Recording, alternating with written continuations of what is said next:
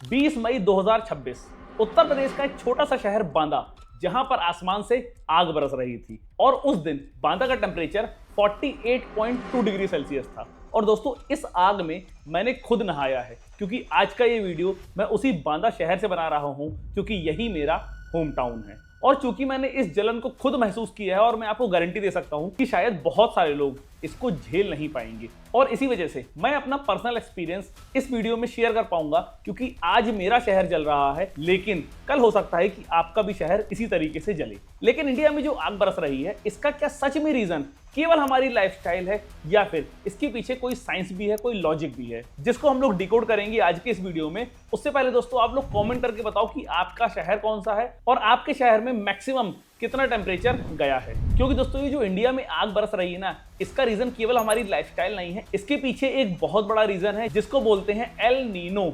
और दोस्तों, आज के इस वीडियो में ना हम लोग इसी साइंस को डिकोड करने वाले हैं कि इंडिया क्यों जल रहा है और इंडिया कब तक जलेगा। दोस्तों, एल नीनो को मैं आप लोगों को बहुत सिंपल भाषा में समझाता हूं।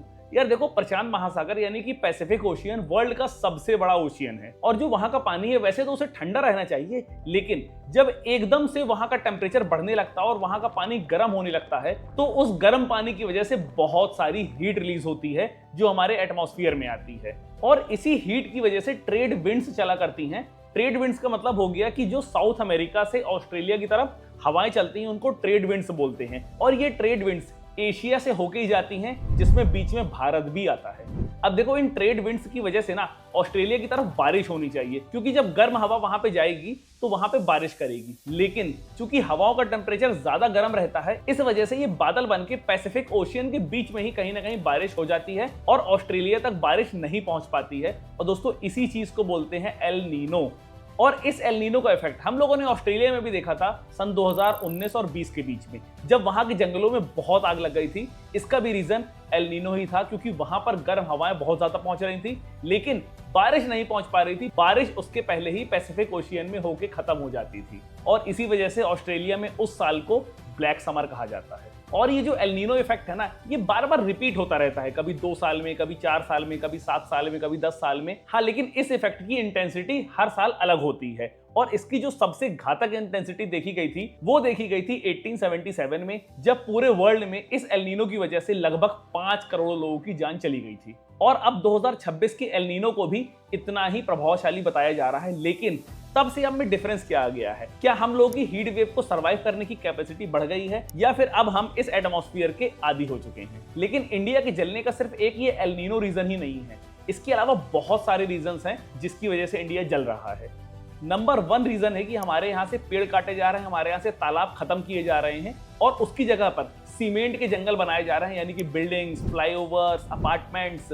और चूंकि ये सीमेंट और कंक्रीट के बने होते हैं, तो पूरे दिन ये धूप से गर्मी एब्जॉर्ब करते हैं और रात में इसी हीट को ही रिलीज करते हैं। इसी वजह से आप लोगों ने देखा होगा कि इंडिया में जो पहले दिन में गर्मी पड़ती थी, लेकिन रात में ठंडी हवा चलती थी, अब वैसा नहीं हो रहा है। दिन में तो सूरज की गर्मी रहती है, लेकिन रात में ये सीमेंट के जंगल जब अपनी हीट छोड़ते हैं ना, तो गर्म हवाएं भी चलती हैं। और इसका दूसरा सबसे बड़ा रीजन है एसी का चलना। देखो, एसी जब चलती है तो कमरे के अंदर तो ठंडक देती है, लेकिन इसके साथ ही साथ उसकी आउटडोर यूनिट एटमॉस्फेयर में गर्म हवा फेंकती है, जिससे बाहर का एटमॉस्फेयर बाहर की गर्म हवाओं से मिलके और भी ज्यादा गर्म हो जाता है। अब जब पहले पेड़ हुआ करते थे, तो वो नेचुरल एसी का काम किया करते थे। एक तो वो लोगों को छाया देते थे, प्लस उसके अलावा जो उसके पत्ते होते थे, उनसे हवा टकराने के बाद ना ठंडी हो जाती थी, और इसीलिए आपको हमेशा पेड़ के नीचे ठंडक महसूस होती थी। अब अगर आप लोग ये सोच रहे हो कि यार मैं तो अपने घर के अंदर रहता हूँ, या फिर मेरा प्रोफेशन ऐसा है जिसकी वजह से मुझे हीट वेव में बाहर नहीं निकलना पड़ता है, तो यार 2 मिनट रुको।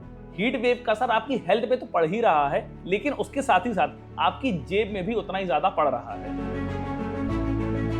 देखो, जब हीट वेव की इंटेंसिटी ज्यादा हो जाती है, तो किसान की फसल जलने लगती है, जिसकी वजह से प्रोडक्शन कम हो जाता है, और प्रोडक्शन कम होने की वजह से सप्लाई चेन रुक जाती है, और जो बेसिक खाने पीने वाले सामान है ना, आलू, प्याज, टमाटर और फल, उनके भी प्राइसेस बढ़ जाते हैं, जिसका सीधा असर आपकी जेब में पड़ता है। दूसरी चीज, जितने भी लोग डायरेक्ट हीट के एक्सपोजर में रहते हैं, यानी कि मजदूर हो गए, ट्रैफिक पुलिस वाले हो गए, डिलीवरी बॉय हो गए, रोड साइड स्टॉल लगाने वाले हो गए, रोड साइड फूड बेचने वाले हो गए, फल बेचने वाले हो गए, जितने भी लोग बाहर रहते हैं ना, उनकी एफिशिएंसी गर्मियों के टाइम टाइम पे 40% कम हो जाती है और हीट वेव की वजह से उनका मेडिकल एक्सपेंस 20% ज्यादा बढ़ जाता है। यानी कि एक तरफ यहाँ पे आपकी प्रोडक्टिविटी कम हो रही है और वहीं दूसरी तरफ आपका मेडिकल एक्सपेंस भी बढ़ रहा है। और तीसरी चीज आती है आपका इलेक्ट्रिसिटी बिल।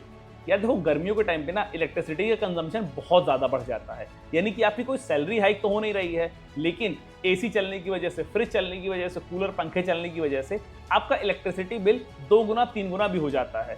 यानी कि सेम सैलरी में आपको ज़्यादा एक्सपेंसेस देने पड़ते हैं। लेकिन दोस्तों, बात यहाँ पर ये आती है कि अगर हमको डेवलपमेंट करना है तो ऑब्वियस सी बात है कि हमको अपने रोड का एक्सटेंशन करना पड़ेगा, हमको फ्लाईओवर्स बनाने पड़ेंगे और इसके साथ ही साथ हमारी पॉपुलेशन बढ़ रही है तो हमें उनके अकॉर्डिंग घर भी बनाने पड़ेंगे। तो अगर हम लोग पेड़ नहीं काटेंगे तो डेवलपमेंट कैसे होगा? लेकिन क्या सिर्फ पेड़ काट के ही डेवलपमेंट होता है? क्योंकि एक रिपोर्ट के अकॉर्डिंग ये भी बताया गया है कि अगर पेड़ों को लगाया जाए और सफिशिएंट पेड़ अगर किसी शहर में होंगे तो उस शहर का टेम्परेचर मैक्सिमम 12 डिग्री सेल्सियस तक कम हो सकता है। यानी कि अगर बांदा में सफिशिएंट पेड़ लगा दिए जाएं तो जो टेम्परेचर 48 डिग्री पहुंच गया था उस टेम्परेचर को 36 डिग्री भी किया जा सकता है। और ये तो इतना सिंपल सोल्यूशन है, तो भाई सरकार इसको अप्लाई क्यों नहीं कर रही है? क्यों पेड़ों को बढ़ा के टेम्परेचर को नहीं कम किया जा रहा है? अब अगर हीट वेव से बचने का इतना ही सिंपल सोल्यूशन है तो क्या इंडिया में हम इस सोल्यूशन को फॉलो कर रहे हैं?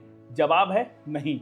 अगर मैं गवर्नमेंट के डेटा की बात करूं, 2024 में 18,000 हेक्टेयर का जंगल काट दिया गया और वहीं 2025 में दिल्ली में डीडीए ने सुप्रीम कोर्ट के 1996 के ऑर्डर को नजरअंदाज करके रिच जंगल को काट दिया और वहीं मुंबई में भी मैनग्रोव्स को हटाया जा रहा है। यानी कि कोई भी शहर ऐसा नहीं है जहां पर पेड़ काटे नहीं जा रहे हों। और अगर सबसे ज्यादा फॉरेस्ट किसी चीज के लिए कट रहा है तो वो माइनिंग के लिए। यानी कि माइनिंग के नाम पे आप जंगल के जंगल साफ कर देते हो और उसका पैसा जाता है सरकार की और बिजनेसमैन की जेब में। और जब सरकार से इस बारे में पूछा गया तो उसका जवाब ये आता है कि हम अगर एक पेड़ काटते हैं तो उसकी जगह पर हम 10 नए पेड़ लगाते हैं। लेकिन जब डेटा देखा गया ना तो यार वो कुछ और ही बता रहा था। अगर मैं बात करूं केवल 2015 से 2019 के बीच की, तो यार 1 स्क्वायर किलोमीटर पेड़ लगाने के बदले में 18 स्क्वायर किलोमीटर पेड़ों को काटा गया है। यानी कि अगर सिंपल मैथ से समझा जाए तो 1800 पेड़ जब काटे गए हैं तब जाके 100 पेड़ लगाए गए हैं। और वो जो 100 पेड़ लगाए गए हैं उसमें से भी 50 पेड़ ऐसे हैं जो लगने के बाद ही मर जाते हैं और बाकी के जो 50% पेड़ बचते भी हैं उसमें से 25% पेड़ ऐसे हैं जिनका एनवायरनमेंट को ठंडा करने में कोई रोल नहीं है।